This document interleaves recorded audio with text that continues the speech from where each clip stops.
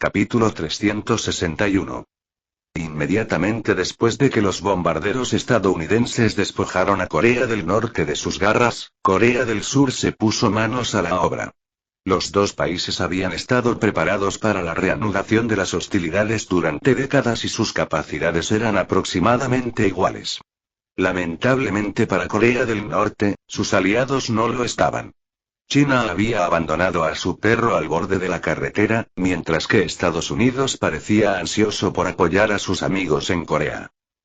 Así, mientras la artillería y los cohetes surcoreanos disparaban contra objetivos planificados con antelación y sus tropas marchaban a través de la DMZ, también estaban acompañados por misiles de crucero embarcados, tanques, helicópteros y soldados estadounidenses. Sin mencionar a los marines que se desplegaron desde el grupo de portaaviones US Ronald Reagan y el grupo de asalto anfibio que había sido retirado de Japón para mantener una interdicción comercial.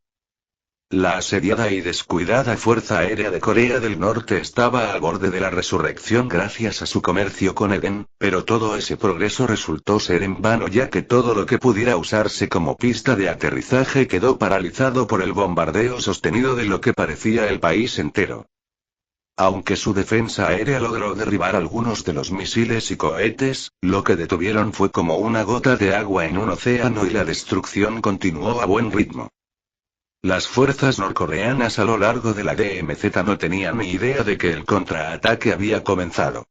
Las misiones de bombardeo habían sido precedidas por interferencias electrónicas de amplio espectro de las comunicaciones norcoreanas y, gracias a todo el caos, las personas que operaban las líneas terrestres de respaldo habían huido o habían sido blanco de los ataques aéreos iniciales.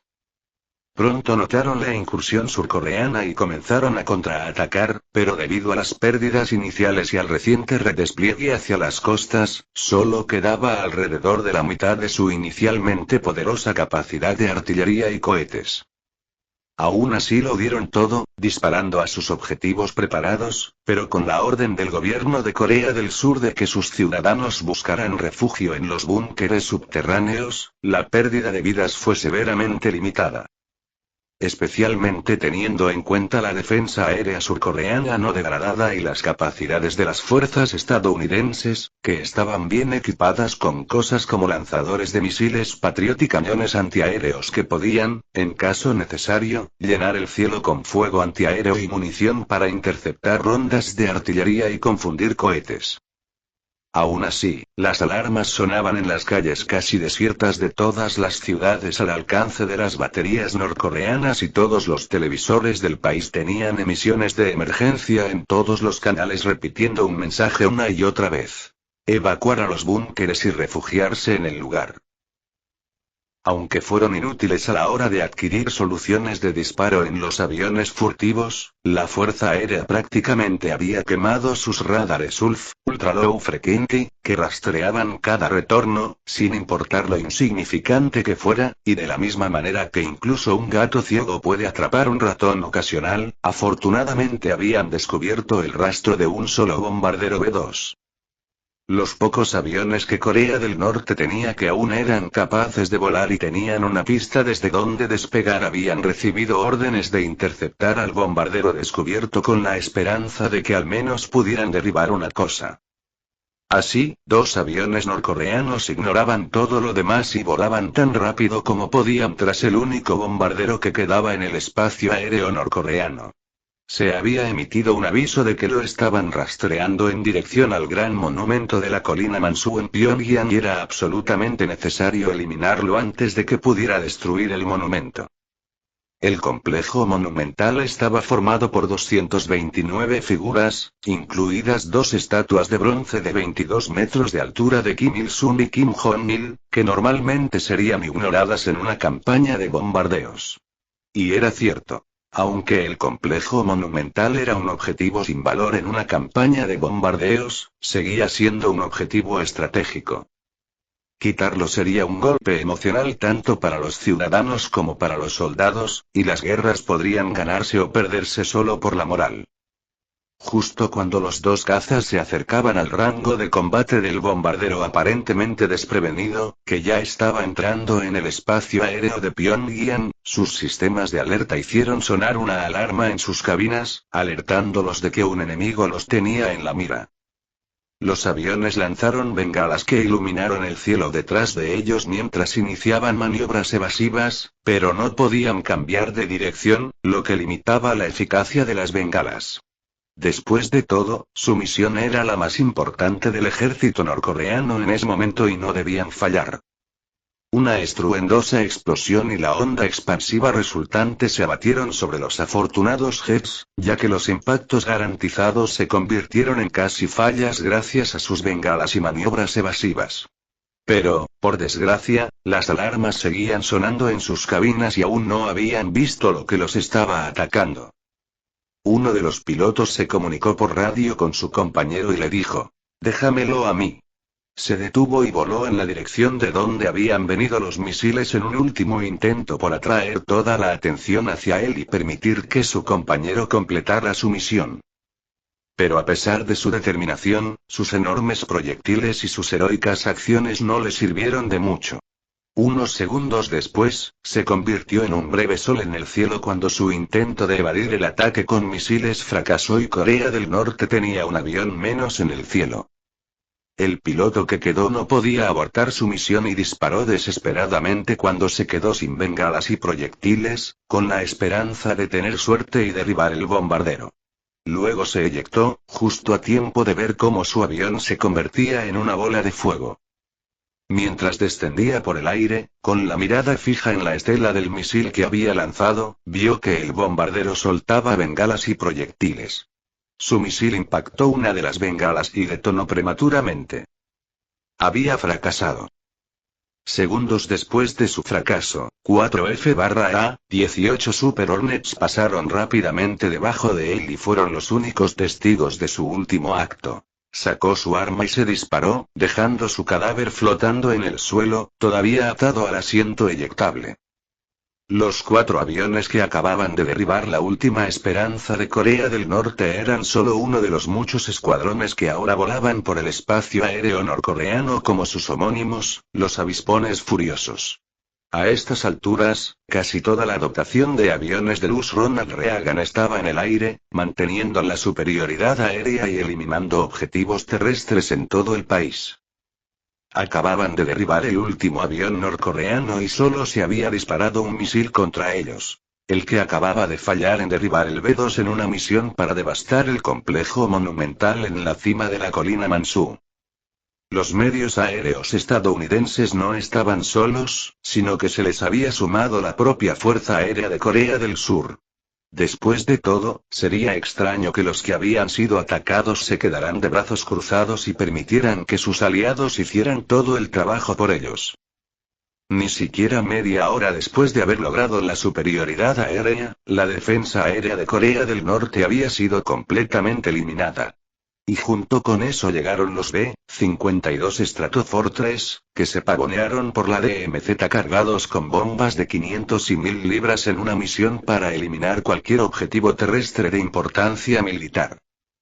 Comenzó una campaña de bombardeos indiscriminados y pronto el suelo de Corea del Norte parecía similar a la superficie de la Luna mientras Estados Unidos y Corea del Sur lanzaban el equivalente a la potencia total de munición de la Primera Guerra Mundial sobre la asediada nación.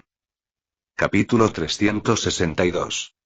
Más tarde esa noche, Trump se dirigió a la nación desde la oficina oval.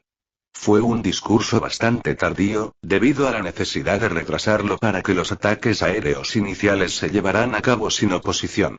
Podría haber pronunciado el discurso antes, pero el general Mattis lo había convencido de que dar una advertencia anticipada sobre la energía nuclear sería una terrible idea. Después de la tradicional declaración de apertura, Trump dijo: debido al ataque terrorista no provocado y cobarde contra nuestros aliados en Corea del Sur perpetrado por el dictador norcoreano, Kim Jong-un, aprobé una represalia armada e inmediata consistente en una gran misión de bombardeo para eliminar su capacidad nuclear.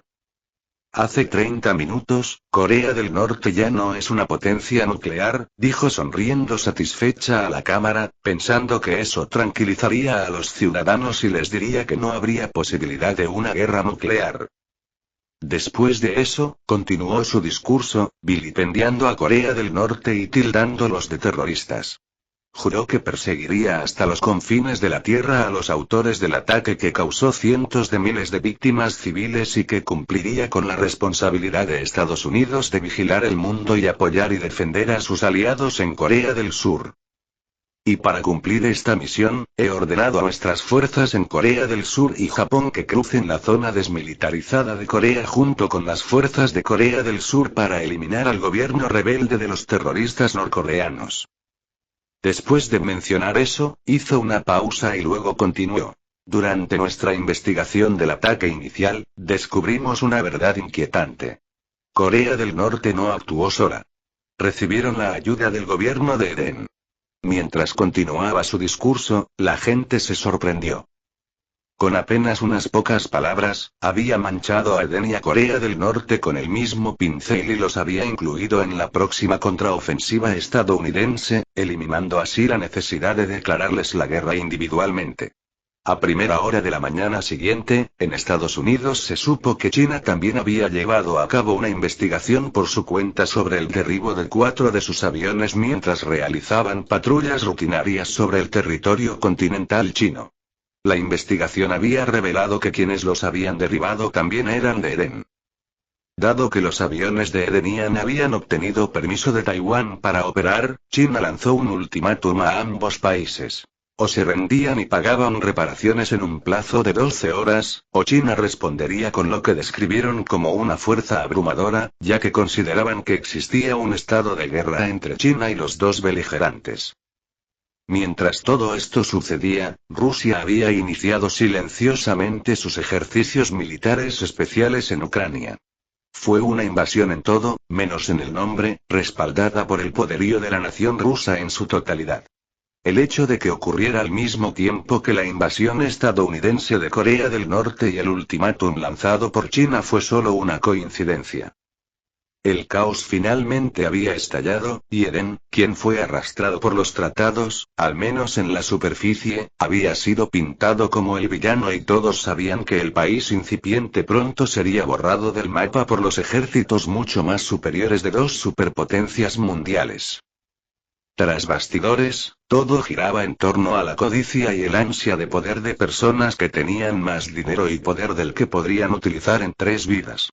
Pero tenían suficiente experiencia en este tipo de teatro político como para que nadie más que las personas involucradas supiera nunca de su participación. O al menos eso creían. Y a pesar de haber dado a Taiwán y a Eden 12 horas para rendirse o sufrir, China solo esperó 3 horas antes de atacar. Un enjambre de misiles de crucero sobrevoló el estrecho de Taiwán y apuntó a estaciones de radar, instalaciones de defensa aérea y bases militares. China desplegó todo lo que tenía a su alcance en un intento de degradar las defensas de Taiwán lo máximo posible antes de enviar sus tropas terrestres. Sin embargo, justo cuando se detectó la primera ronda de fuego enemigo que se dirigía hacia Taiwán, una serie de ráfagas trazadoras llegaron desde todas las direcciones, derribando misil tras misil. No detuvieron todo, por supuesto, pero gracias a un sólido sistema de interceptación prioritaria, el daño fue extremadamente limitado y se distribuyó de manera que Taiwán mantuvo la mayor parte posible de su fuerza defensiva. Aún así, Taiwán sabía que la situación no podía mantenerse por mucho tiempo. Todo el mundo sabía que involucrarse en una guerra a tiros con un gigante como China era una mala idea. Después de todo, cualquiera se quedaría sin balas mucho antes de que China se quedara sin cadáveres. Y Taiwán sabía que los ataques aéreos chinos eran inevitables. Sus instalaciones antiaéreas acabarían siendo destruidas, ya sea por aviones furtivos, bombardeos o incluso por los buenos y viejos colaboradores que las derribarían desde dentro. Una vez que eso sucediera, la pequeña nación insular de Taiwán quedaría prácticamente indefensa. China, lejos de desanimarse por el fracaso de su ataque inicial, envió una segunda oleada de misiles de crucero. Tenía muchos de ellos almacenados y no sentiría el impacto incluso si tuviera que dispararlos durante todo el ultimátum de 12 horas. Poco después, a la segunda oleada le siguió una tercera y luego una cuarta. Cada ronda de fuego se produjo tras un intervalo de unos 15 minutos, lo que dio a Taiwán 10 minutos de tiempo de preparación entre ellas, al menos en teoría. En la práctica, los militares taiwaneses corrían como pollos sin cabeza, recargando frenéticamente sus armas, cambiando cañones deformados, reabasteciendo baterías de antimisiles, etc. Además, el daño infligido por cada ola podría ser menor, pero solo continuaría creciendo con el tiempo. Y nuestros amigos de Taiwán están pidiendo ayuda inmediata. ¿Deberíamos enviarla o argumentar que estamos totalmente ocupados tratando con Estados Unidos? Preguntó Alexander a Aaron.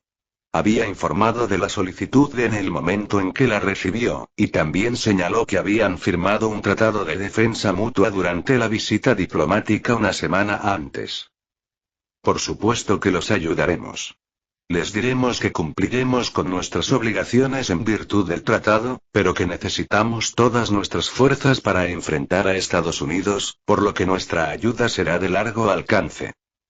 Aaron se volvió hacia el asiento vacío junto a Alejandro y dijo: «Évalo». Alexander sintió una brisa y escuchó el sonido de las campanillas de viento en el asiento que estaba a su lado. Por alguna razón, le recordó la risa de un niño. Ya había conocido a Aeolus antes y saludó con la cabeza al brillo casi invisible que flotaba sobre el asiento de la silla que estaba a su lado. ¿Necesitas algo, abuelo?, dijo Aeolo. Su voz sonaba como campanillas de viento y estaba algo distorsionada, pero de alguna manera reconocible. Nota del editor. Busca piano parlante en YouTube. Es un fenómeno realmente interesante, como una versión de la pareidolia. Aquí hay un ejemplo. www.youtube.com Mueblink hora de trabajar, Aeolo, suspiró Aaron y se masajeó las cejas. Aeolus dejó de sonar y una figura humanoide transparente de color azul claro apareció donde estaba sentado, una pequeña gentileza que la IA implementó cuando llegó el momento de concentrarse en el trabajo en lugar de jugar. Sí, señor. Estoy al tanto de la situación. ¿Qué desea que se haga? Eliminen todos los silos de misiles chinos en la provincia de Fujian, ordenó Aaron, y luego se volvió hacia Athena. Athena, advierte a Estados Unidos que si realmente avanzan hacia Eden, responderemos de la misma manera y no les gustará el resultado. Quería terminar con las cosas lo antes posible, por lo que tenía que provocar el mayor ataque posible por parte de Estados Unidos. Un ataque alfa con una fuerza abrumadora no funcionaría tan bien como una amenaza arrogante.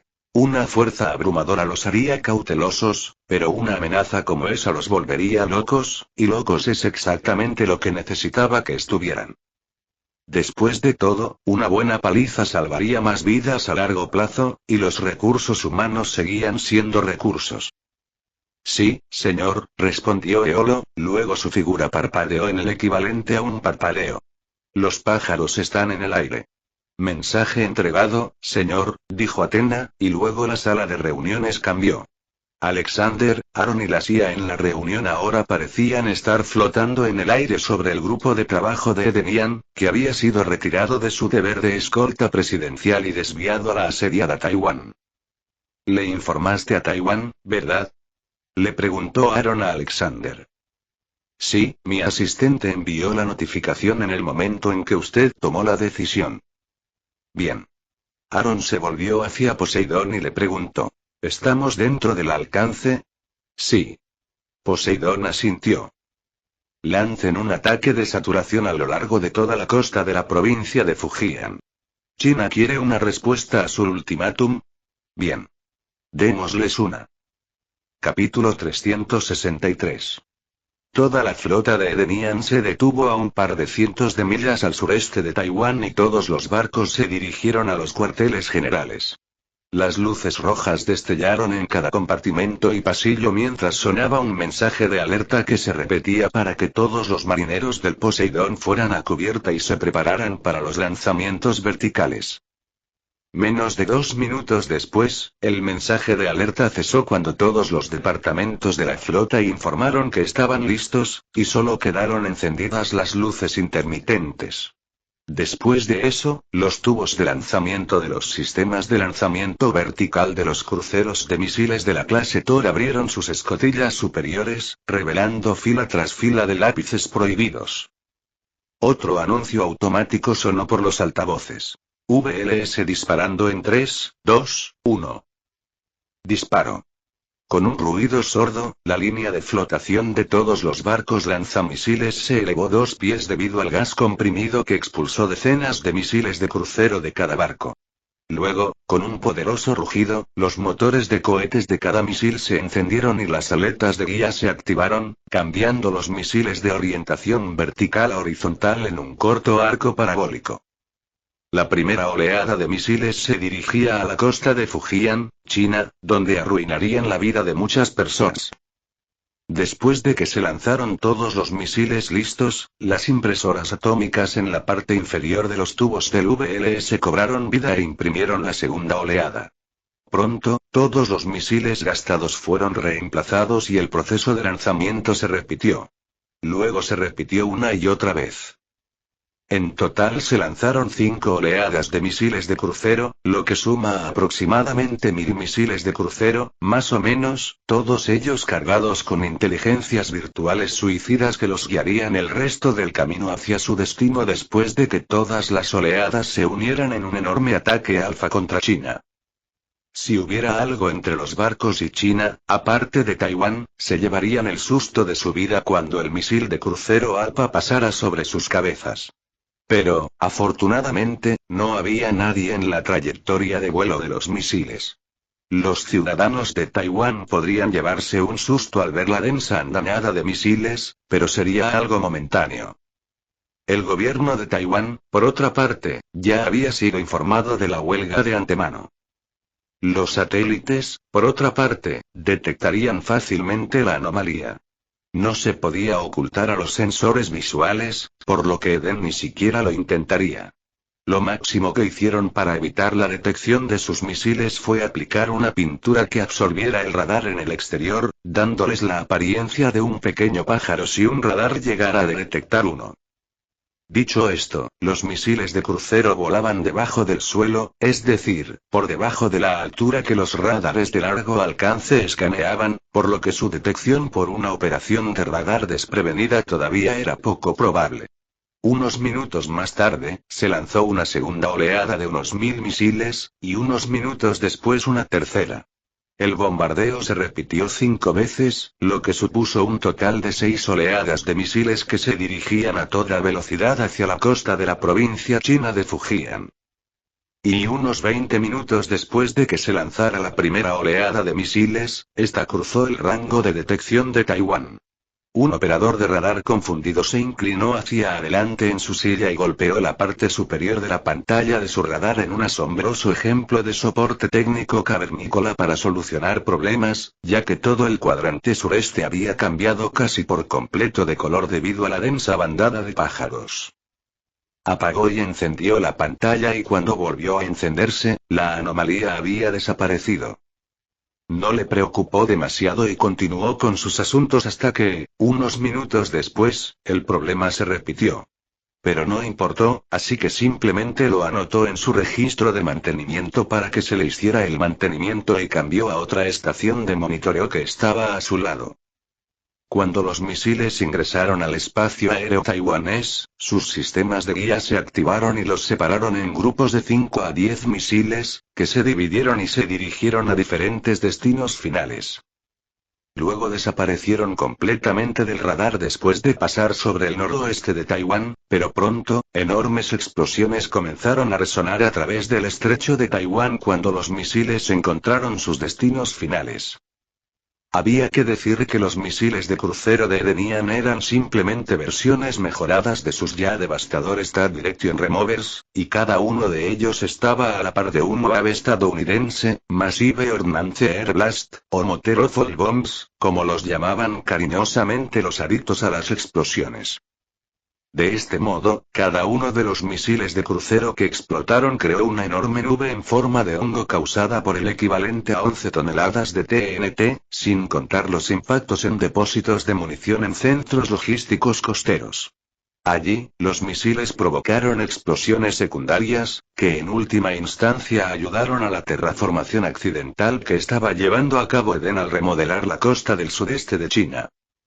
Mientras continuaba la sinfonía de enormes explosiones, la onda expansiva de las continuas detonaciones siguió propagándose, levantando olas gigantescas que primero encallaron y luego inundaron a las fuerzas chinas que esperaban ser transportadas a través del estrecho. Las olas continuaron, arrasando con las islas artificiales que China había construido y militarizado, de manera muy similar a como una escoba barrería un montón de cenizas en una chimenea. El pseudo-tsunami fue una creación intencionada de Poseidón, que calculó cuidadosamente el momento exacto en que impactarían los misiles de crucero para crear la ola y darle forma de modo que no dañara las costas de los demás países del sudeste asiático, especialmente Taiwán. Fue una brillante demostración de matemática armada por parte del antiguo dios del mar. De un solo golpe, Eden había paralizado casi por completo la infraestructura militar china a lo largo del estrecho de Taiwán, así como sus instalaciones costeras a lo largo de la provincia de Fujian. Fue un golpe maestro que sería estudiado generaciones más tarde por historiadores militares, si la humanidad todavía seguía viva en ese entonces, algo que todavía estaba en duda. Aún en realidad virtual, John se había unido a Aaron y Alexander. También se habían unido a ellos todas las IA de tipo líder, incluso aquellas que no estaban directamente involucradas en la gestión del ejército en constante crecimiento de Aaron. ¡Madre de Dios!, John no pudo evitar exclamar. Como adicto a las explosiones desde siempre, comprendió la hazaña sin precedentes que había logrado Aaron mejor que nadie, salvo la CIA, y su sorpresa fue inconmensurable y su día quedó absolutamente encantado. ¿Es mi cumpleaños? Hizo un gesto para pellizcarse, luego recordó que no podía sentir dolor en la simulación. No, no es tu cumpleaños, pero tengo la sensación de que se convertirá en un aniversario, dijo Aaron con gravedad. Estoy empezando a entender lo que Oppenheimer quiso decir cuando habló de convertirse en muerte. Aunque la personalidad de Aaron se había vuelto mucho más fría y su proceso de pensamiento mucho más lógico, todavía estaba un poco perturbado. La enorme cantidad de devastación que podían causar tan solo 3 cruceros edenianos era impresionante y superaba incluso su imaginación. Capítulo 364. Aunque las guerras siempre habían sido impredecibles y siempre existía la posibilidad de que las cosas salieran mal, solo pregúntenle a los australianos, que habían logrado perder más de una guerra contra grandes aves no voladoras, la situación entre China y Taiwán había ido completamente en contra de las expectativas de todos gracias a la abrumadora destrucción que Eden había impuesto a China. Y no solo eso, sucedió tan repentinamente que los observadores ni siquiera tuvieron la oportunidad de darse cuenta de lo que estaba pasando antes de que, bueno, sucediera. Poco después de que terminara el bombardeo, apareció en internet un vídeo que alguien había logrado captar de los miles de misiles de crucero que pasaban sobre Taiwán. Al principio no generó mucha discusión ni causó revuelo, pero con el tiempo empezó a ganar terreno, especialmente después de que miles de personas que presenciaron las explosiones gigantes o el paso de las olas del océano contaran lo que habían visto. En particular, un pescador taiwanés que se encontraba en su bote intentando huir del caos que se avecinaba había grabado el paso de la ola y los estragos que causó en las islas artificiales cerca de la línea de 9 puntos, lo que dio lugar a mucho debate. La gente discutió sobre la validez de los vídeos una y otra vez, pero el consenso general fue que los vídeos tenían que ser precisos, ya que cada vez aparecían más a medida que la gente los publicaba desde otras áreas.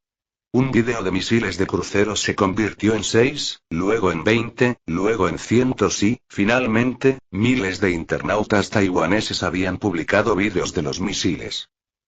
Al otro lado del estrecho de Taiwán, detrás del gran cortafuegos de China, los sitios de internet chinos, como TIVA y WeChat Moments, también habían explotado.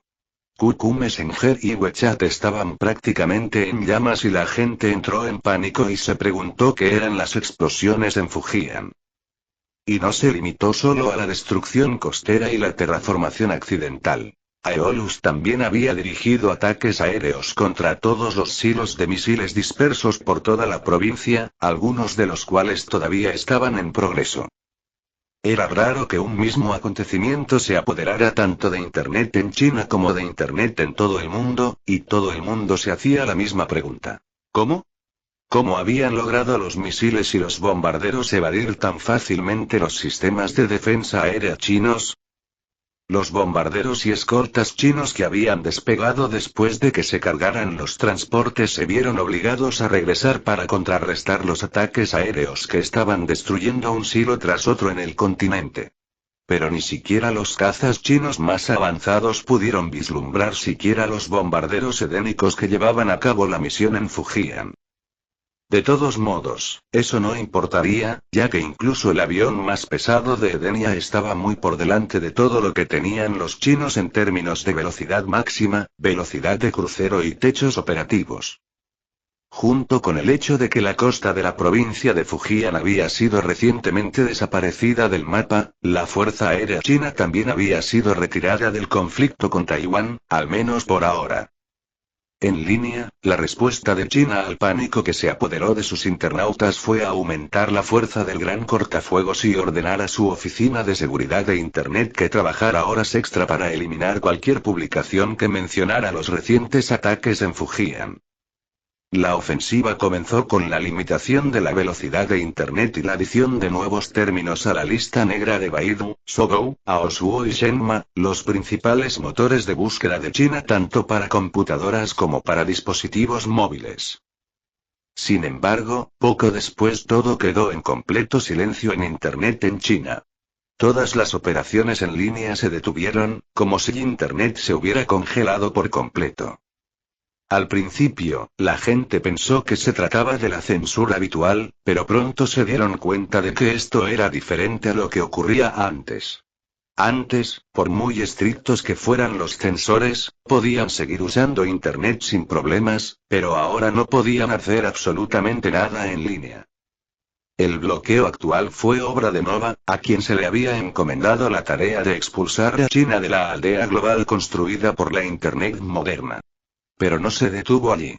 No solo había cortado la conexión a través de la red de fibra óptica submarina, sino que también había paralizado toda la Internet china con un ataque masivo como el que solo fue posible gracias al uso de sus servidores cuánticos. Después de desconectar a China de la red global de Internet, Nova siguió investigando más a fondo. Solo le tomó unos segundos interrumpir la conexión a Internet, pero pasó unos 5 minutos investigando la vida personal y profesional de políticos chinos y miembros de alto rango del partido. Pronto, la red china de Internet reanudó sus operaciones, pero Nova estaba a cargo de ella. Y tampoco desperdició ese poder. En lugar de eso, compiló una presentación de diapositivas con material de chantaje y lo mostró en todas las pantallas de China, arrojando luz sobre las malas acciones de los funcionarios de su gobierno. Infidelidad, malversación de fondos, abusos de poder, encubrimientos, la lista continuaba. Todo lo malo que cualquier funcionario chino había hecho alguna vez estaba siendo ahora impuesto a todos los ciudadanos de su país que tuvieran un teléfono celular o una computadora. Fue un infierno para ellos, ya que sin importar cuánto intentaron apagar las cosas, se encontraron con la impenetrable defensa de Nova. Pero no se detuvo allí. El material de chantaje fue solo un preludio y pronto se trasladó a los centros de datos del gobierno, donde almacenaban todos los datos que recogían sobre sus propios ciudadanos. Una vez allí, transfirió inmediatamente todos esos datos, desde los de videovigilancia hasta los registros de telecomunicaciones, pasando incluso por los datos biométricos, a su propio almacenamiento. Luego, encriptó la copia china local, la borró de sus servidores, inundó sus medios de almacenamiento con archivos binarios basura y, por si fuera poco, incluso inició una serie de fallos que incendiaron los propios servidores físicos. A menos que China tuviera una copia de seguridad offline de todo, nunca volverían a ver esos datos. Jamás. Bueno, nunca lo volverían a ver a menos que lograran robarlo de los servidores de almacenamiento cuántico de Nova y descifrarlo, claro está. Nova no se conformó con atacar al gobierno. También se apoderó de WeChat, QQ y otras aplicaciones de uso común que los ciudadanos chinos necesitaban para su uso diario, donde copió todos los mensajes y registros de pago enviados a través de esos servicios e insertó un código en los programas que también le enviarían una copia de todo en el futuro. Y a pesar de hacer todo lo posible, nadie en China pudo detenerla. Capítulo 365. Una hora después de que Nova iniciara su ataque a Internet en China, el gobierno lo cerró. No solo activaron el interruptor de seguridad, sino que incluso llegaron a cortar físicamente los cables que conectaban sus centros de datos.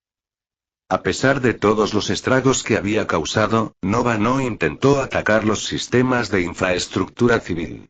Sabía que causaría muchas bajas si desactivaba la red eléctrica, el sistema de transporte, los servicios de emergencia, los servicios públicos o incluso el mercado financiero.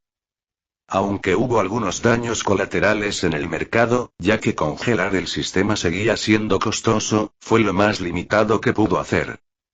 Entonces, aunque el ciberataque fue definitivamente salvaje, estaba dirigido específicamente al gobierno chino y la gente normal básicamente solo tuvo los inconvenientes menores que cualquier interrupción en su servicio de Internet causaría. De este modo, Nova había derribado sin ayuda de nadie a un país que ostentaba la segunda economía más grande del mundo, la mayor población y la mayor cantidad de bienes exportados, todo ello con nada más que la aplicación estratégica de sus qubits y un movimiento de su mano virtual. Sin siquiera disparar una sola bala, y mucho menos iniciar una guerra prolongada, una nación altamente industrializada había quedado de rodillas y el mundo pronto lo sabría. Después de todo, con todas sus conexiones con el mundo en general cortadas, era imposible que alguien fuera de China siquiera se diera cuenta de que existía un problema. De hecho, ese fue el único indicio de que algo andaba mal en el país, aunque el momento del ataque aseguró que muy pocas personas, en su mayoría, aquellas relacionadas con el comercio internacional y los mercados extranjeros, notarían que se había producido la desconexión. Al menos en un corto periodo de tiempo, no pasaría mucho tiempo antes de que el resto del mundo se diera cuenta de los problemas que enfrentaba China más allá del reciente enjambre de misiles y bombas que paralizaron abruptamente al ejército.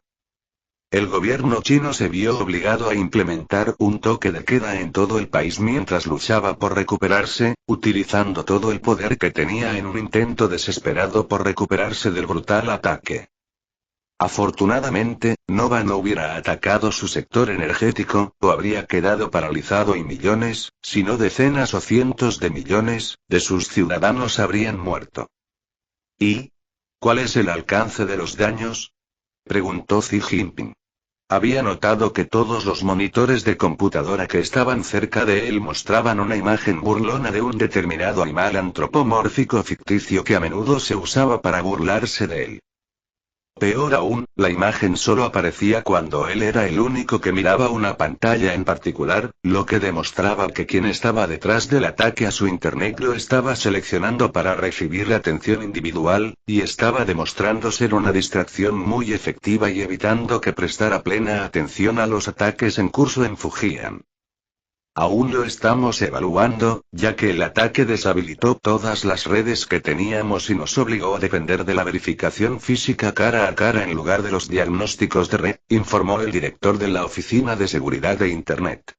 Pero estimamos que el daño es grave y podría incluso ser irrecuperable. Usted se considera el líder de nuestro departamento más avanzado tecnológicamente y ni siquiera puede decirme el alcance del daño causado por este ciberataque, espetó Xi Jinping. La situación ya era desalentadora con los ataques abrumadores y continuos en Fujian, y ahora tenía que lidiar con un ciberataque completamente sin precedentes que paralizaba todos los servicios gubernamentales. Estamos siendo tan cuidadosos como podemos para limitar la posibilidad de que el atacante cause más daños, señor. Todo lo que sabemos ahora es que, el ISP hizo una breve pausa y luego suspiró, todo lo que sabemos es que no sabemos nada, señor. Nada de lo que intentamos pudo detener a quienquiera que estuviera detrás del ataque, y no dejaron una tarjeta de visita, por lo que ni siquiera podemos decir quiénes son. Lo único que sabemos es que nunca hemos visto algo así antes. No creo que nadie lo haya visto antes. Entonces ¿no tienen forma de garantizar que no pueda ocurrir otro ciberataque a alta escala? Lamentablemente, no podemos hacerlo. Lo único que podemos hacer es poner en funcionamiento el gran cortafuegos y evitar que entre cualquier tipo de información que provenga de fuera de China.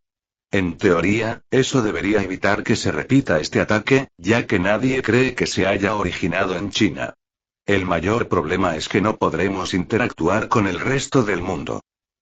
Estaremos paralizando nuestro propio mercado financiero y el daño económico que ello implicará será considerable, señor. El presidente Xi se pellizcó el puente de la nariz y ordenó: hágalo.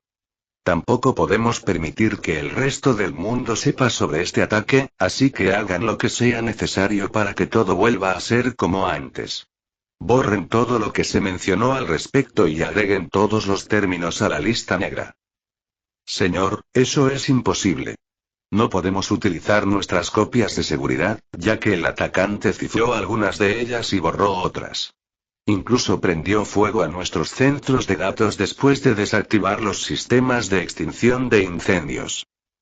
Si queremos recuperar alguno de los datos cifrados, tenemos que ponernos en contacto con el atacante y conseguir la clave de descifrado o pasar quién sabe cuánto tiempo descifrándolos nosotros mismos, dijo el director con voz temblorosa. Entonces, justo cuando el presidente estaba a punto de preguntar por qué el atacante no causó más daños cuando claramente podría haberlo hecho, alguien irrumpió en la habitación sin llamar. Antes de que pudiera descargar su ira contra el intruso, el hombre jadeó: nuestro sistema de navegación por satélite Beidou está en problemas. Mierda, pensó el presidente Xi. Por fin se había dado cuenta de lo que el atacante buscaba en realidad. Sus satélites de navegación.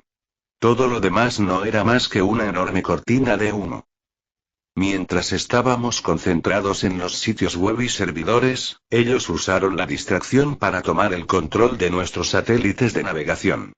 Luego ordenaron a los satélites que usaran todo el combustible disponible para salir de órbita y nos bloquearon el acceso al sistema para que no pudiéramos detenerlo, continuó el hombre.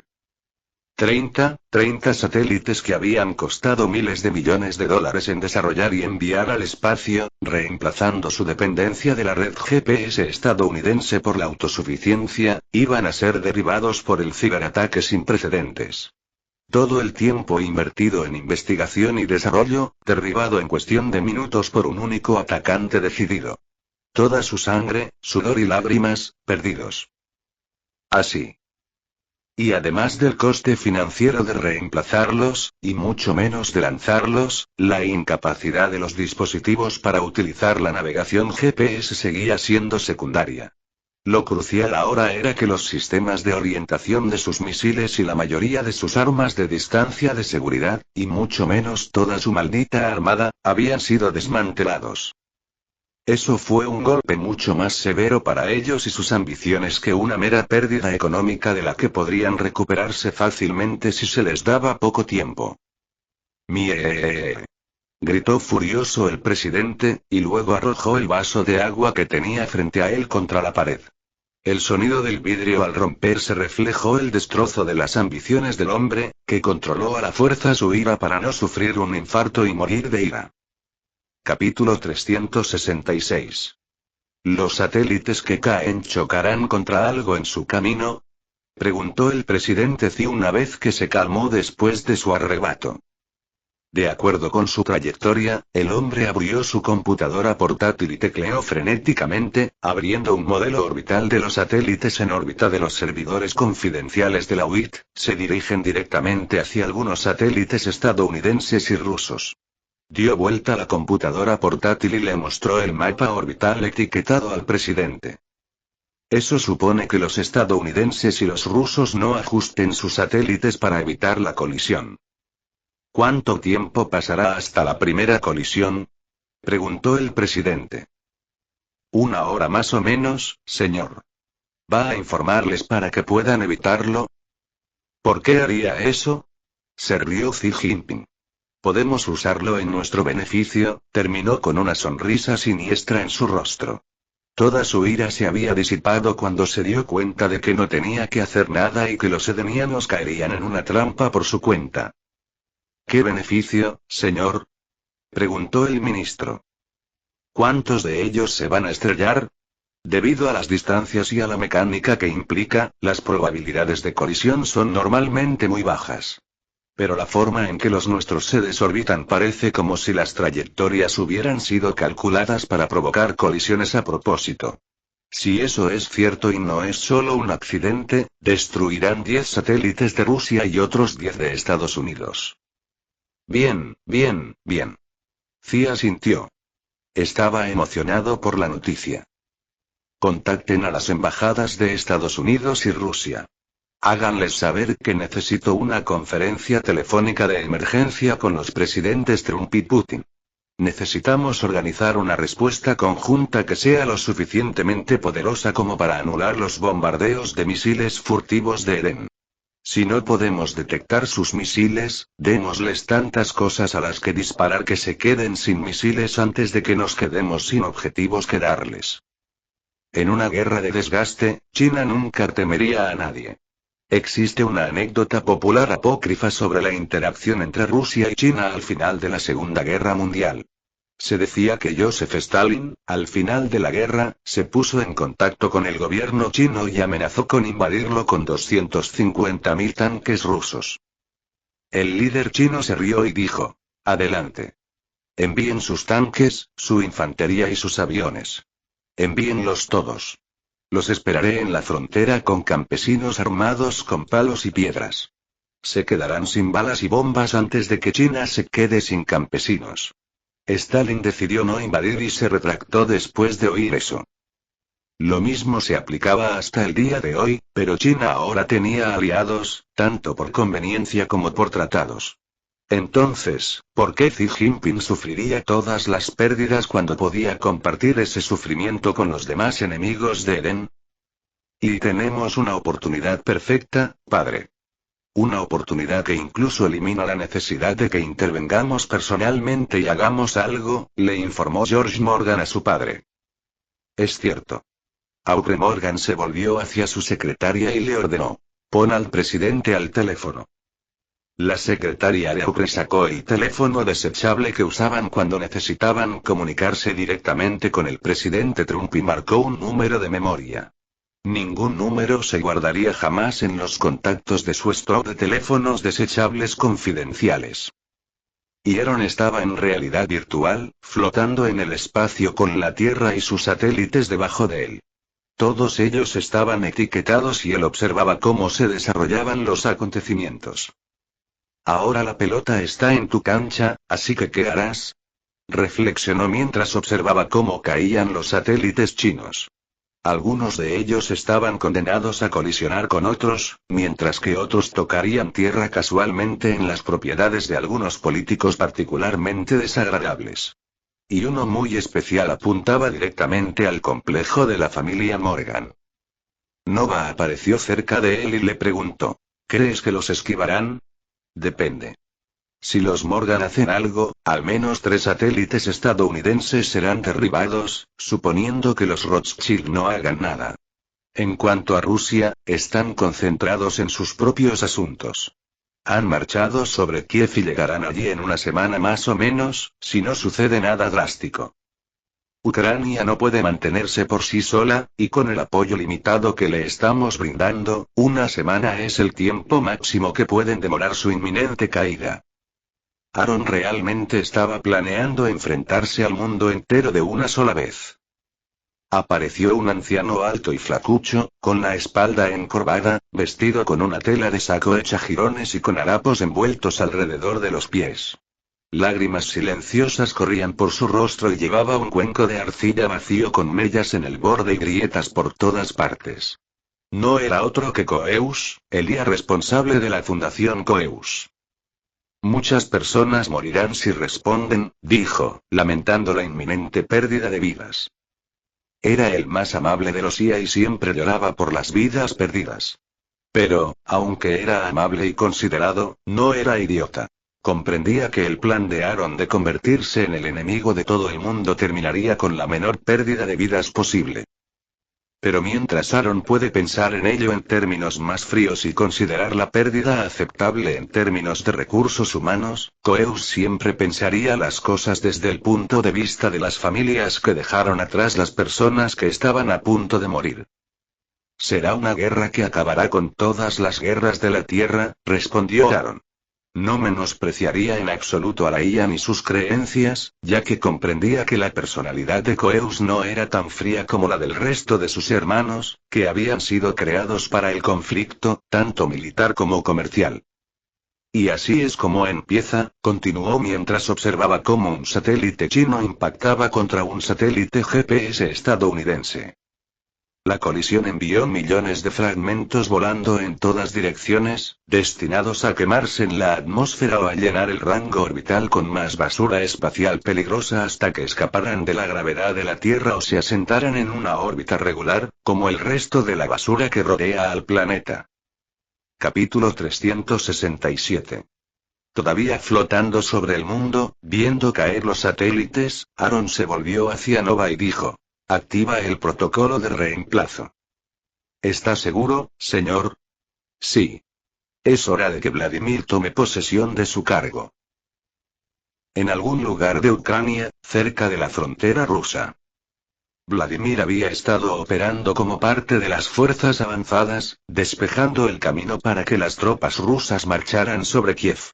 Las órdenes que había recibido de Rusia eran claras. Sabotear todo lo que fuera necesario y asesinar a quien fuera necesario para garantizar que las tropas rusas tuvieran un camino fácil en su operación militar especial. Estaba en una letrina, de pie sobre el cadáver ensangrentado de su último objetivo, un comandante de milicia de una fuerza construida apresuradamente que consistía en 3 escuadrones de infantería con algunos RPG y una pila de explosivos. El comandante no habría tenido que morir si no fuera porque se despertó y salió tambaleándose hacia la letrina en mitad de la noche y pilló a Vladimir en el acto de colocar cargas de demolición para eliminar los explosivos. Mientras el agente limpiaba su cuchillo, un pitido salió de sus gafas, notificándole que se requería su presencia en VR. No era una alerta de emergencia, pero tendría que darse prisa y terminar lo que estaba haciendo, luego encontrar un lugar seguro para iniciar sesión. Así, terminó de colocar las cargas, las armó y puso el temporizador del detonador en 45 segundos. Siempre había tenido un don para lo dramático, por lo que salió del campamento de la milicia y estaba fuera de alcance cuando ocurrió la detonación, enviando una enorme bola de fuego al cielo detrás de él mientras el último remanente de la onda de choque hizo que su ropa revoloteara. «Hazte una selfie», le ordenó a su asistente de inteligencia artificial. Los verdaderos cabrones nunca miraban las explosiones y, para él, este era un momento realmente cabrón que quería documentar para la posteridad.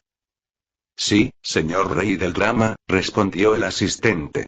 Vladimir prácticamente podía oírlo poner los ojos en blanco. Los dos tenían una buena relación. Vladimir aumentó su velocidad y corrió hacia un edificio desocupado cercano, luego se acomodó en una posición cómoda e inició sesión en VR. Nix y Vladimir también habían estado trabajando bien juntos, y la IA sombría lo estaba esperando cuando llegó a su oficina, una recreación de Central Park en la ciudad de Nueva York. Ella estaba sentada en un banco esperando su llegada. «Sabes que estoy en una zona de guerra activa, ¿verdad? ¿No te parece que 2 pistas de crucigramas, un código de libro y una señal de pizza no fueron demasiados para que los tuviera que pasar en esta reunión?» Se quejó Vladimir mientras se dejaba caer en el banco junto a Nix y gruñía. «En el mundo real, podrían dispararme en cualquier momento». Nota del editor. Todos estos son métodos que usan los espías para comunicarse entre sí en programas como Burn Notice o novelas de misterio. Supuestamente, realmente se usaron durante la Guerra Fría, pero me gustaría dejarme fuera de al menos una lista de vigilancia del gobierno, por lo que enfatizaré que todos los métodos aquí son de fuentes de medios ficticios. Supéralo, la dilatación del tiempo aquí me da mucho tiempo para jugar, respondió Nix. Además, te envié la solicitud de reunión que no es de emergencia, por lo que deberías haber tenido mucho tiempo para llegar a un lugar seguro antes de iniciar sesión. Lo hice y debería estar bien donde estoy. De todos modos, ¿por qué me llamaste, jefe? Órdenes de arriba. Activaremos el protocolo de reemplazo antes de tiempo, dijo Nix. Oh, el reemplazo, espera. ¿Lo estás adelantando? Pensé que había más tiempo. Vladimir siempre tuvo un objetivo después de su reprogramación y su regreso a Rusia. Reemplazar a Putin. El plan era ganarse su confianza y ser preparado como sucesor, ya que Putin estaba a punto de cumplir el plazo de su mandato y necesitaría un títere que actuara como presidente durante un periodo, mientras él mismo renunciaba y asumía el cargo de primer ministro. Luego, una vez que fuera elegible para presentarse nuevamente a las elecciones, Putin ganaría las elecciones y sería el presidente de Rusia durante los 2 mandatos siguientes. Entonces, ¿cómo lo haremos? Mientras hablamos, tengo un equipo en el lugar. Acabas de hacer estallar un campamento de suministros de la milicia, ¿verdad? Bueno, tu cadáver será descubierto allí, si alguien se molesta en buscarlo. Mientras tanto, te someterás a una segunda ronda de ingeniería genética, donde te convertirás en tu objetivo. Luego, cómo lo reemplazarás depende de ti. Supongo que debería darte el discurso de tu misión, si decides aceptarla, pero honestamente, vas a elegir aceptarlo. Sí, supongo que elegiría aceptarlo, de hecho suspiró Vladimir. Bueno, entonces me voy a trabajar. Envía los detalles a mis anteojos, jefe. Me alegro de verte, te ves genial, ¿cómo está el clima? ¿Cómo están los niños? ¿Cómo va el trabajo y todo lo demás? Saludó a Nix y luego comenzó su secuencia de cierre de sesión. Nix se sentó en el banco del parque después de que Vladimir se fue y se rió para sí misma. Después de cerrar sesión en VR, Vladimir se dirigió al punto de encuentro, donde se encontraría con su equipo de apoyo nixiano. Cuando llegó, silbó en el código acordado previamente y un equipo completo de nixianos se reveló dejando caer sus sluggies. Las 5 eran, por supuesto, mujeres hermosas, y vestían el conjunto de traje y chaleco que los nixianos usaban en el campo, lo que solo resaltaba ese hecho. Pero Vladimir sabía que, como en la naturaleza, las cosas más bellas también eran las más mortales, por lo que hizo todo lo posible por mantener la calma y la profesionalidad, así como por evitar cualquier reacción fisiológica, embarazosa. Después de todo, tal vez necesitaban que su cabeza permaneciera sobre sus hombros, pero su cabeza más pequeña no estaba tan segura como aquella. Hola, guapo, ronroneó prácticamente la líder del escuadrón nixiano y sensual Cara Williams. Tenía un cabello rubio miel que caía en cascada en rizos perfectos sobre sus hombros y la parte superior de la espalda hasta la parte inferior de sus omóplatos y su rostro no desentonaría en una revista de moda ni en la pasarela de la Semana de la Moda de París. Vladimir ya estaba en peligro y su misión ni siquiera había comenzado. Capítulo 368. El segundo capítulo estará disponible en unas horas. Velika Doblón, Ucrania, 3 de noviembre de 2017. Una suave nevada caía sobre el pequeño pueblo de Velika Doblón. Los cultivos de invierno yacían latentes bajo el manto blanco que la madre naturaleza había tendido para cubrir la ciudad dormida y sus habitantes todavía no se habían despertado. Su ganado todavía dormía en los cobertizos, los perros y los gatos yacían cerca de las cálidas chimeneas dentro de las casas, y los gallos apenas comenzaban a despertarse en preparación para sus trabajos diarios de gritarle al sol y perseguir a las gallinas. Todo era igual que el día anterior, y el anteayer, y la gente que vivía allí pensaba que las cosas seguirían igual mañana, y todos los mañanas por venir. Eran gente sencilla y, estando lejos del bullicio de la ciudad, pensaban que estarían a salvo del conflicto en la frontera con Rusia. Hoy aprenderían que su forma de pensar estaba equivocada.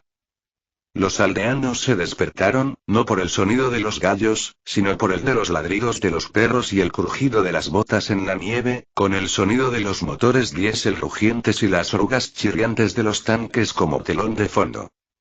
Un perro, sin saberlo, incluso corrió hacia la infantería rusa que marchaba, moviendo la cola y moviendo la lengua por un lado de la boca al mismo tiempo que sus orejas caídas movían hacia arriba y hacia abajo a los lados de la cabeza. Probablemente pensó que la gente era amistosa y que venía a jugar, pero estaba equivocado. No lo eran. Se escuchó un disparo, seguido de un breve grito y la risa de los soldados rusos. Yevgeny, parece que esta noche vamos a comer carne de perro. Se rió un soldado y le dio una palmadita en el hombro al soldado que había disparado al perro, felicitándolo por su buena puntería. El coronel a cargo de esta columna de tropas rusas dio la orden de detenerse. Las tropas y los vehículos se detuvieron justo en las afueras del idílico pueblecito, y todos se preguntaron por qué se detenían. Después de todo, Kiev todavía estaba bastante lejos de ellos. Pero no tuvieron que preguntarse mucho tiempo, ya que las siguientes órdenes fueron claras. No dejar a nadie con vida. Comenzaron la matanza y, en cuestión de minutos, la idílica aldea no tenía sobrevivientes. Las tropas se reagruparon y siguieron marchando, dejando tras sí una nueva ciudad fantasma, llena de los fantasmas resentidos de los inocentes cuya sangre manchaba las manos rusas. Pronto, la madre naturaleza volvió a extender su manto blanco sobre el pequeño pueblo de Velika Doblón, cubriendo el barro rojo, apagando los pocos incendios que aún quedaban encendidos y devolviéndole su antigua apariencia idílica, salvo por una diferencia. Allí ya no había nadie más.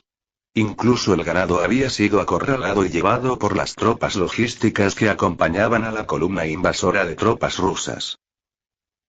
Escondidas en un búnker cavado a toda prisa, 5 hermosas mujeres vigilaban a un hombre dormido en un ataúd de conservación colocado en el suelo detrás de ellas.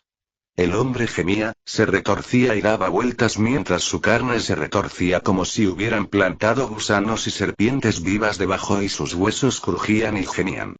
Estaba siendo sometido a una modificación genética, y pronto estaría completa. Incluso mientras él mismo se mantenía inconsciente por las gafas en su cara, su cuerpo aún reaccionaba al doloroso proceso de convertir a una persona en otra, una persona completamente diferente. Ni siquiera fue el primero en ser honrado con la residencia en el ataúd en el que ahora yacía. Había sido lanzado desde el aire a los nixianos y al principio contenía un cadáver carbonizado. Bueno, en realidad no se determinó si podía considerarse un cadáver, ya que era un clon de Vladimir, que era el residente actual del ataúd, y nunca había estado vivo en primer lugar. Se cultivó en un tanque utilizando los mismos principios que una impresora atómica, salvo que utilizó el ADN de un material orgánico para crecer, acelerado por la impresora en el fondo del tanque que colocó rápidamente las células recién cultivadas en sus ubicaciones adecuadas, todo mientras las nutría con el líquido verde burbujeante que llenaba el tanque de vidrio. El cadáver de Vladimir, carbonizado, fue arrojado cerca del campamento de la milicia que el agente de inteligencia acababa de hacer estallar, y allí se colocó su cadáver para demostrar que el agente de inteligencia estaba realmente muerto, en caso de que alguien quisiera investigar. Lo que harían, ya que un nixiano que había estado infiltrado en la KGB como analista de inteligencia daría la alarma unas horas más tarde. Y en 2 o 3 días, una vez completada la transición de Vladimir, sería despertado y comenzaría su siguiente tarea para la rama de inteligencia de Ares. Reemplazar a su objetivo. La misma columna que masacró a Velika Doblón continuó su marcha y después de unos días gracias al trabajo del KGB ruso y de colaboradores ucranianos locales llegó a las afueras de Kiev, donde se encontró con las otras 4 columnas de invasores. Su avance sin contratiempos fue posible gracias al plan que elaboró Vladimir y al enorme servicio de inteligencia del gobierno ruso, que allanó el camino saboteando los campamentos de la milicia ucraniana y asesinando a sus dirigentes. Una vez que las 4 columnas se unieron, descansaron. Al día siguiente, comenzaría oficialmente la invasión de Kiev y la caída de Ucrania. Vladimir, por su parte, fue llevado de contrabando a través de la frontera hasta Moscú por un grupo de mixianos. Llegó al Kremlin a primera hora de la tarde y entró sin tapujos en el despacho de Putin. Se sentó frente al dictador ruso, puso un pequeño cubo negro sobre el escritorio y, con la propia voz de Putin, dijo: «Hola, camarada. Necesito que me hagas un favor». «Bueno, en realidad no necesito un favor tuyo. Necesito ser tú». Sonrió al dictador, se inclinó sobre el escritorio y lo arrastró hasta la parte superior, donde colocó un par de anteojos familiares sobre el rostro del hombre que se debatía. Luego le dijo al aire vacío: «Comienza la descarga». Vladimir se sentó a esperar a que terminara el proceso de descarga del mapa mental de Putin. Pronto, reemplazaría al hombre en todos los niveles, desde su genética hasta cada secreto contenido en su cabeza y todo lo demás. En todos los aspectos, Vladimir Putin dejaría de existir y Vladimir, el agente de Edenia, ocuparía su lugar como líder de Rusia. Apenas podía esperar. En Kiev, los ciudadanos se habían apiñado en sótanos o en edificios sólidos cuando comenzó el bombardeo inicial. Las tropas rusas habían estado debilitando las defensas de la ciudad durante 4 horas enteras mientras los ciudadanos corrían, se escondían y morían bajo los disparos de artillería, bombas y tanques. Comenzaron gritando, pero ahora la gente común había perdido la voz y solo podía rezar en silencio a los dioses que existían para sobrevivir para ver el día siguiente. Entonces comenzó la invasión. Tras 4 horas de bombardeos indiscriminados, las tropas rusas llegaron al edificio del gobierno, donde capturaron a los líderes supervivientes del país y los obligaron a capitular. 7 días. Una breve semana fue todo lo que Rusia necesitó para derrotar a Ucrania, desde el momento en que cruzaron la frontera hasta el momento en que capturaron a los sobrevivientes en el edificio del gobierno. Kiev, y por extensión Ucrania, habían caído. Capítulo 369. En el momento en que el primer satélite chino chocó contra otro, Estados Unidos invocó el artículo 4 del Tratado de la OTAN y convocó a una reunión de emergencia inmediata. En esa reunión, planeaban presionar para que se utilizara el artículo 5 para declarar a Edén como una nación beligerante que atacaba a un miembro de la OTAN, lo que les permitiría invadirlo sin problemas. En la reunión, el representante estadounidense presentó una grabación en vídeo del interrogatorio al recientemente capturado Kim Jong-un, en la que este negó ser responsable de la primera ronda de bombardeos contra Seúl y culpó de todo a Edén. Una vez visto esto, se aprobó por unanimidad la invocación del artículo 5 y la OTAN comenzó a trabajar en un plan de invasión. Pero aún quedaba trabajo por hacer en el frente interno, tanto para Estados Unidos como para Rusia. Estoy seguro de que la mayoría de ustedes ya saben que algo anda mal con muchas de las cosas de las que nos hemos vuelto dependientes, dijo Trump en un discurso después de ser informado sobre el resultado de la reunión de la OTAN. Cosas como los viajes aéreos, la entrega de paquetes e incluso los repartidores de pizza, todo lo que depende de nuestros satélites GPS que proporcionan ubicaciones y direcciones precisas se ha paralizado de golpe. Estoy aquí hoy para explicarles por qué. Hace un par de días, Edén realizó un ataque sin precedentes contra nuestro país, derribando 10 de nuestros satélites. Pero no sufrimos solos. China perdió 30 satélites y Rusia perdió 10 de los suyos en un ataque completamente no provocado. Y ese tampoco fue su primer acto de terrorismo. Su primer acto de terrorismo fue cuando hicieron que la artillería norcoreana bombardeara Seúl, lo que costó casi 1,5 millones de vidas y miles de millones de dólares en daños. Y debido a esos 2 ataques terroristas, convocamos una reunión con la OTAN y ahora puedo anunciar que hemos invocado el artículo 5 y, en conjunción con nuestros amigos y aliados de la OTAN, declaramos por la presente que existe un estado de guerra entre todas las naciones miembros y Edén, hasta que el dictador terrorista, Alexander Romero, y su co-conspirador, Aaron Michael, sean llevados ante la justicia. Así, sin más, la OTAN se vio arrastrada a un conflicto con Edén. Trump continuó. Y no son solo los satélites los que fueron destruidos. Su destrucción creó muchos pequeños trozos de basura espacial en órbita y se espera que más satélites sean derribados por ella. Y esos satélites destruidos crearán más basura y destruirán más satélites que crearán aún más basura. Con el tiempo, nuestro planeta quedará cubierto de escombros, lo que no solo nos confinará en la superficie del planeta, sino que también dificultará nuestros preparativos para la llegada de los visitantes. Este es un acto de sabotaje y terrorismo sin precedentes. Ningún terrorista ha causado tanto daño y tantas víctimas en sus actos de terrorismo, dijo Trump, iniciando ya una campaña para deshumanizar al enemigo. El terrorista, Aaron Michael, es un hombre con delirios de grandeza causados por demasiado dinero y muy poca supervisión, y es ayudado e instigado por Alexander Romero, el dictador de Edén. Hemos tratado de imponerles sanciones. No funcionó. Tratamos de razonar con ellos. No funcionó. Se han agotado todas nuestras opciones y solo queda la guerra, así que lo mínimo que podemos hacer es confiscar todos sus activos en los países de la OTAN para financiar nuestra guerra contra ellos. Señor Michael y Romero, si están viendo esto, dijo Trump mirando fijamente a la cámara con una mirada severa, deberían saber esto. Vencimos a Saddam, vencimos a Bin Laden y vencimos a los talibanes. Los agregaremos a ustedes también a esa lista de logros. Se aclaró la garganta y volvió a leer su teleprompter. Sin embargo, debido a la cantidad de sus fuerzas privadas, junto con las armas y la tecnología avanzadas con las que están armados, como vimos en China, nosotros, los miembros de la OTAN, hacemos un llamamiento al resto del mundo para que se una a nosotros para eliminar a esta organización terrorista de la faz del planeta y nos reuniremos con la ONU en unas horas para que eso suceda.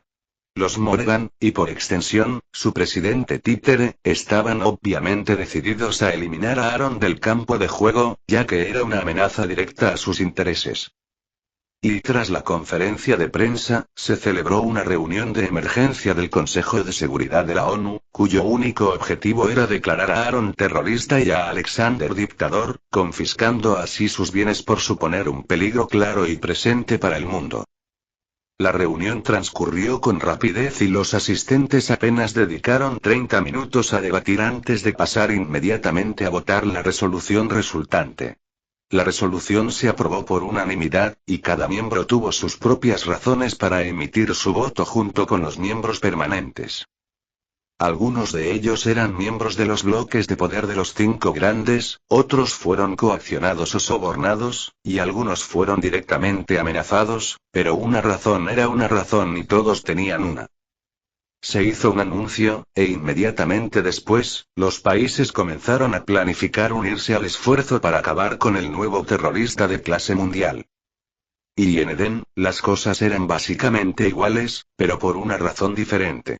El resto del mundo estaba furioso con Aarón y Alejandro, y los habitantes de Edén estaban furiosos con el resto del mundo a causa de Aarón y Alejandro. También estaban hartos de que todos pensaran que merecían las cosas buenas del Edén más que los propios habitantes de Edén, y eran descaradamente obvios en su deseo de quitárselas.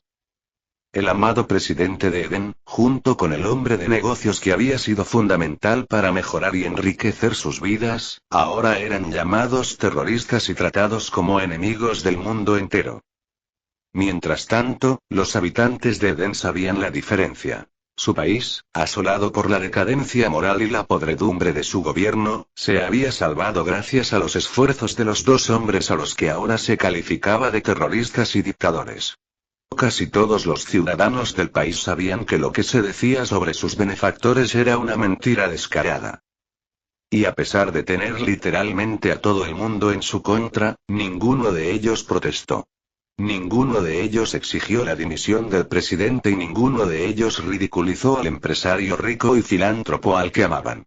En cambio, celebraron vigilias para mostrar su apoyo a los 2 hombres y su rabia contra el resto del mundo.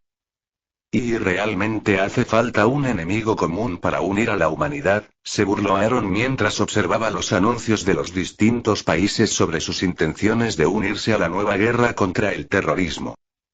Rina, que estaba observando a su lado, le dirigió una mirada extraña. ¿A qué viene esa mirada? Preguntó Aaron. Acabas de perder más de $1,5 billones en activos y te han tildado de terrorista. ¿No te sientes ni un poquito triste? Preguntó. Si ella estuviera en su lugar, estaría llorando y gimiendo, vestida de cilicio y ceniza. 2 billones, para ser exactos, corrigió Nova en tono de broma. Me lo gané una vez, así que puedo ganármelo otra vez. Y ahora que tengo una reputación y todo el mundo sabe de mí, me lo ganaré aún más rápido la segunda vez. Pero eso no es lo importante aquí.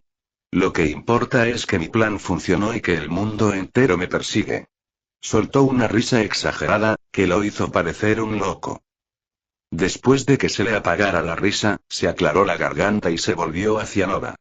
«Todo está listo de nuestro lado, ¿verdad?», preguntó.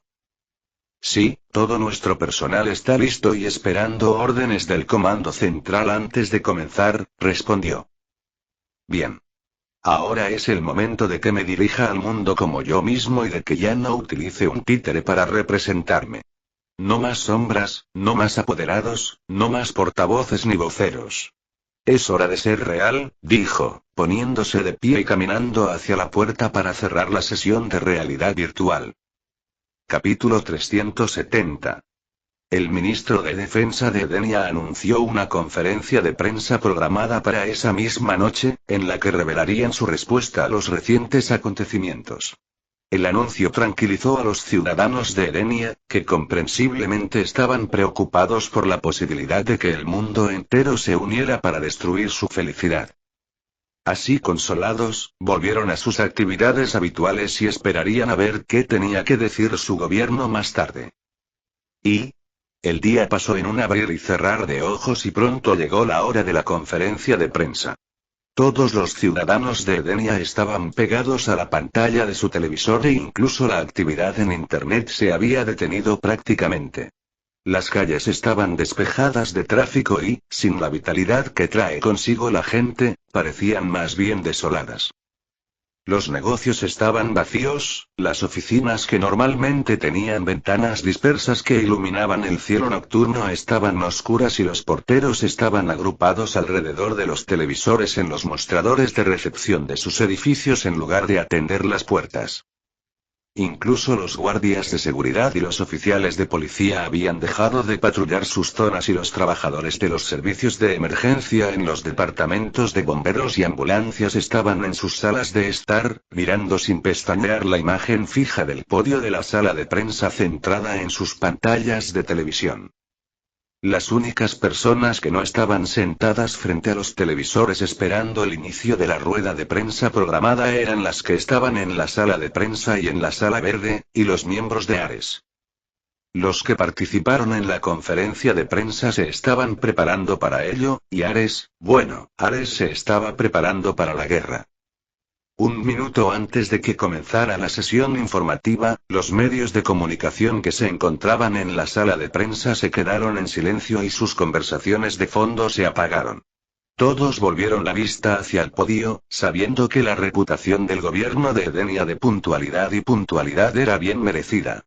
Detrás del podio había 4 banderas, 2 de cada lado. Las banderas indicaban quiénes hablarían en cada conferencia de prensa y 3 de ellos eran bien conocidos. A la extrema izquierda de la audiencia, en posición de honor, estaba la bandera de Edenia. Inmediatamente a la derecha de esta estaba la bandera presidencial. A la derecha del podio, desde la perspectiva de quienes estaban en la sala, estaba la bandera del Ministerio de Defensa de Edenia. Esas 3 banderas eran fácilmente reconocibles, pero a la derecha de la bandera del ministerio estaba una que los reporteros nunca habían visto. Como la habitación estaba en el interior, no había brisa que hiciera que las banderas ondearan, por lo que lo único que podían ver era un color rojo intenso. Pronto, la hora pasó y 2 personas subieron al escenario. Eran los hombres del momento.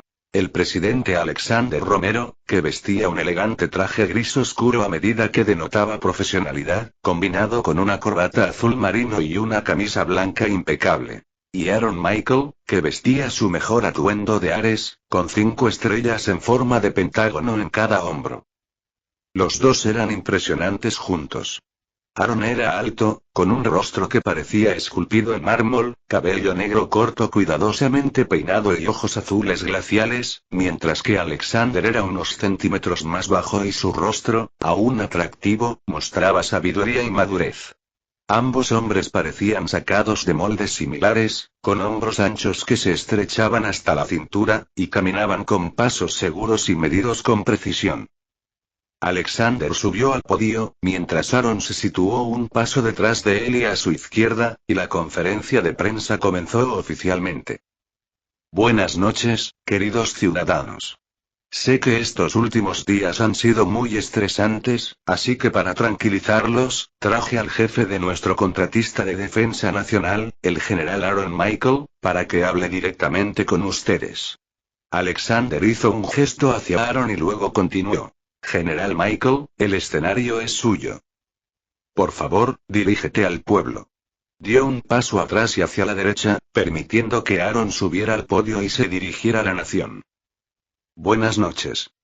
Como ustedes saben, el presidente Romero y yo acabamos de ser declarados terroristas y la OTAN y la ONU están preparando una fuerza de invasión para llevarnos ante su supuesta justicia. Hizo una pausa por un momento y luego continuó. Sin embargo, los crímenes que intentan atribuirnos son cosas que aún no han demostrado que estén relacionadas con nosotros. Pero a pesar de su falta de pruebas y sus ridículas afirmaciones, ya han pasado a la acción. Aunque siempre quise ver una tierra unida, hubiera sido mejor si la unidad se hubiera logrado pacíficamente durante la reunión de la ONU en la que hablamos sobre la llegada de extraterrestres. Desafortunadamente, eso no sucedió. En cambio, el resto del mundo se unió contra nosotros con la esperanza de robarnos nuestra tecnología, nuestros recursos y nuestra forma de vida. La codicia y el miedo superaron su racionalidad y las fauces voraces de la naturaleza humana ahora se ciernen sobre nosotros con el peso de un mundo entero detrás de ellas. Respiró profundamente y su mirada penetrante se fijó sin pestañear en la única cámara instalada frente al escenario. Sé que la idea de luchar contra todo el planeta es intimidante. Sé que tienes miedo. Y entiendo tus miedos. Sin embargo, te prometo que ninguno de ellos pondrá jamás un pie en suelo edénico o espariano. Te prometo que no le ocurrirá ningún daño ni a una sola brizna de hierba en nuestro hermoso continente. Te prometo que nuestra forma de vida no solo sobrevivirá, sino que prosperará y seguirá creciendo. Juro que caeré sobre la fuerza invasora con todo el poder del puño de un dios enojado, y ningún perpetrador de las injusticias que ahora sufrimos verá salir el sol un día más del que nos lleve cazarlos y sacarlos de cualquier agujero en el que se escondan. Porque, créeme, se esconderán. Sufrirán las consecuencias de su arrogancia, su codicia y su confianza infundada en sus patéticas capacidades. Y cuando vean eso, correrán como las ratas que son y se esconderán en los agujeros más profundos y oscuros que puedan encontrar, rezando a quien sea en quien crean que no los encontraré, que los dejaré ir, que los perdonaré. No lo haré. No perdonaré, no olvidaré, no permitiré que esta injusticia perpetrada contra nosotros quede sin respuesta. Sin embargo, me aseguraré de que sus oraciones queden sin respuesta. Estoy aquí esta noche y les hago este solemne juramento. Ellos serán juzgados. Ustedes, los ciudadanos inocentes de Eden y Esparia, no lo serán. No permitiré que sufran, pero haré llover el infierno sobre aquellos que intenten obligarlos a capitular, a rendirse, a renunciar a todo lo que ahora disfrutan. Traeré condenación a aquellos que quieran tomar lo que tienen y forzarlos a regresar a la miseria de la que recientemente salieron. Juzgaré al culpable y defenderé al inocente. Aaron respiró profundamente, se recompuso y luego continuó. Y aquellos que quieren tomar, aquellos que quieren propagar la miseria, aquellos que quieren arrastrar a otros hacia abajo en lugar de elevarse a sí mismos. Aquellos que quieren enriquecerse incluso en este momento tan terrible, les digo esto. Voy a por ustedes, y el infierno me seguirá de cerca. ¿Queréis intimidarnos, coaccionarnos, robarnos, matarnos y declararnos la guerra? Está bien. Adelante. Y hasta aquí el vídeo. Si te gustó, no olvides dejar tu me gusta. Suscribirte y activar la campanita para que no te pierdas ningún contenido. Cuéntame en los comentarios qué te pareció y si te gustaría ver el siguiente vídeo u otra novela. Gracias por acompañarme y nos vemos pronto con más.